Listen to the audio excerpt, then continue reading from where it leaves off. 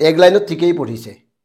এগৰাকী কংগ্ৰেছী পুনৰ মন্ত্ৰী হ'ল ডক্টৰ হিমন্ত বিশ্ব শৰ্মা ডাঙৰীয়া নেতৃত্বাধীন বৰ্তমান চৰকাৰখনত কংগ্ৰেছৰ কিমানজন প্ৰতিনিধি আছে প্ৰাক্তন কংগ্ৰেছী বা মন্ত্ৰী আছে সেই কথা আমি কোৱাৰ নিশ্চয় প্ৰয়োজন নাই আপোনালোকে প্ৰত্যেকেই জানে আকৌ এজন কংগ্ৰেছী এইবাৰ মন্ত্ৰী হ'ল প্ৰাক্তন কংগ্ৰেছী বাৰে বাৰে কৈছোঁ প্ৰাক্তন কংগ্ৰেছী 2021 চনত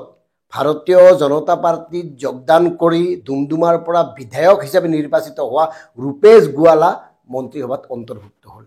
এটা আপোনালোকে চিন্তা কৰক বিজেপি চৰকাৰখনত কিমানজন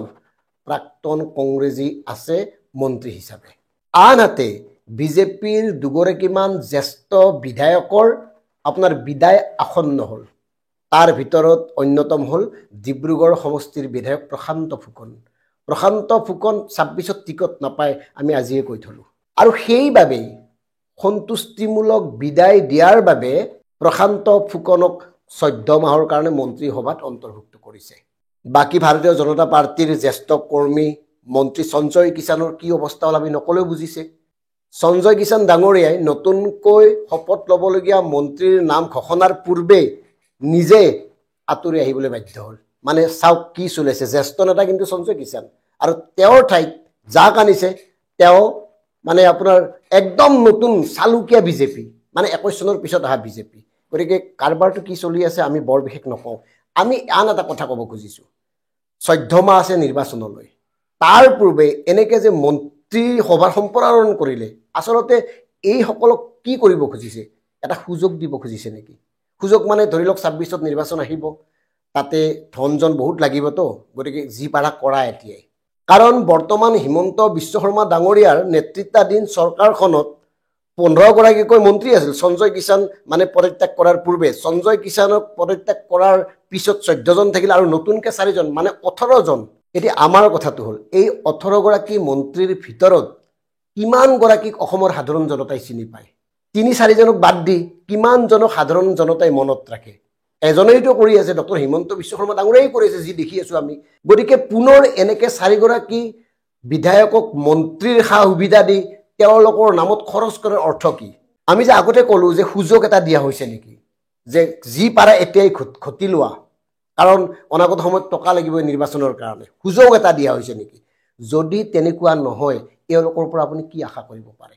প্ৰশান্ত ফুকন ডাঙৰীয়াৰ পৰা কি আশা কৰিব পাৰে প্ৰশান্ত ফুকন ডাঙৰীয়াই নিজেই মূল্য বৃদ্ধিৰ বিৰুদ্ধে আপোনাৰ মনত আছে নহয় চিলিণ্ডাৰ লৈ গৰুৰ গাড়ী লৈ প্ৰতিবাদ কৰিছিল অথচ এতিয়া মূল্য বৃদ্ধিৰ বিৰুদ্ধে এটা শব্দ নকয় নাচ গান কৰি খুহুতীয়া কথা পাতি সময় পাৰ কৰা প্ৰশান্ত ফুকন ডাঙৰীয়াক যে মন্ত্ৰিত্ব দিছে সেয়া তেওঁৰ বিদায়ৰ সন্তুষ্টিত বাহিৰা নাই একো নহয় আৰু আমি সেই কাৰণে কৈছো 26ত তেওঁ বিদায় আনহাতে আন এগৰাকী মন্ত্ৰী হ'ল ৰঞ্জিত দাস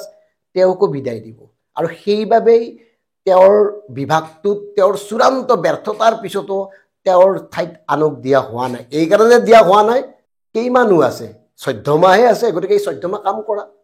যি লাগে কৰিলো আৰু নিজৰ কাৰণে অনাগত সময়তো নপোৱাই ঠিক তেনেকৈ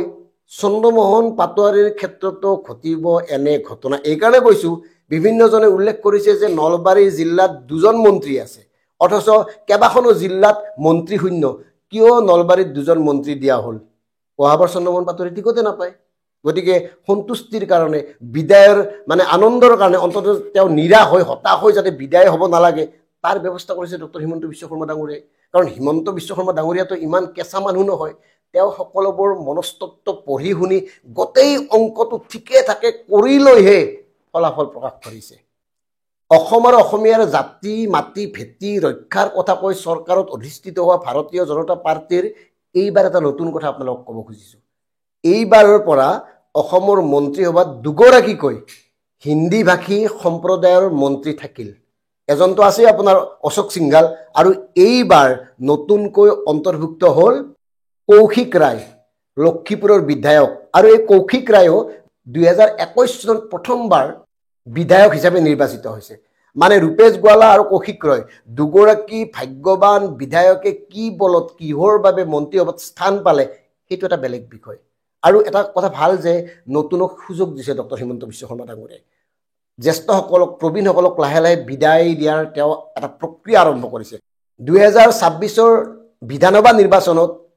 উজনি নামনি কোনে ক'ত কি ধৰণে প্ৰতিনিধিত্ব কৰে নিৰ্বাচন যুঁজত অৱতীৰ্ণ হয় সেই সকলোবোৰ কিন্তু নিৰ্ভৰ কৰিব ডক্টৰ হিমন্ত বিশ্ব শৰ্মা ডাঙৰীয়াৰ ওপৰত। কাৰণ ইতিমধ্যে ডক্টৰ হিমন্ত বিশ্ব শৰ্মা ডাঙৰীয়াই লোকসভাৰ নিৰ্বাচনত উজনিত ডাঙৰ জাতকা এটা খাই থৈছে, গৌৰৱক পৰাজিত কৰিব নোৱাৰে জাতকাটো। গতিকে উজনিত বিশেষকৈ